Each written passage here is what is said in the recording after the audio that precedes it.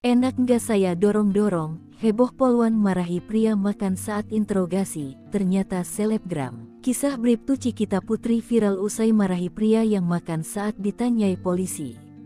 Namanya ramai dicari warganet lantaran marah kepada pria yang tetap makan saat diinterogasi polisi. Ia menilai perilaku pria tersebut dianggap tak sopan hingga mendorong badan pria tersebut.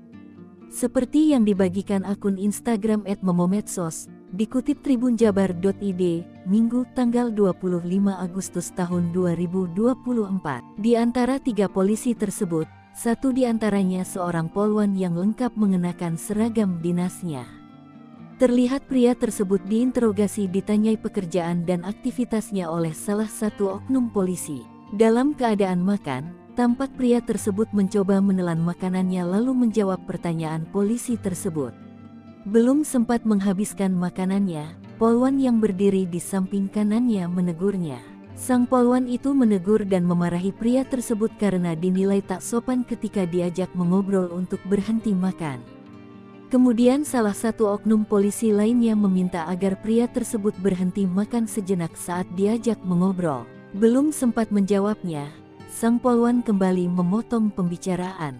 Kali ini polwan tersebut menegur pria tersebut sembari mendorong badan pria tersebut. Sang polwan mendorong pria tersebut bermaksud mencontohkan perilaku tidak sopan santun kepada pria tersebut. "Coba, kalau saya gak menghargai masnya saya dorong-dorong gitu, enak gak?" ujar sang polwan. Belakangan diketahui sosok polwan tersebut bernama Bribtu Putri Sirti Cikita Sabunge namun akrab disapa Cikita Putri. Polwan berpangkat Bribtu itu diketahui berdomisili di Jakarta. Hal tersebut terungkap lewat akun Instagramnya @putrisirticikita. Ternyata sang polwan akrab disapa Cikita Putri ini memiliki pengikut mencapai 142.000 di Instagramnya.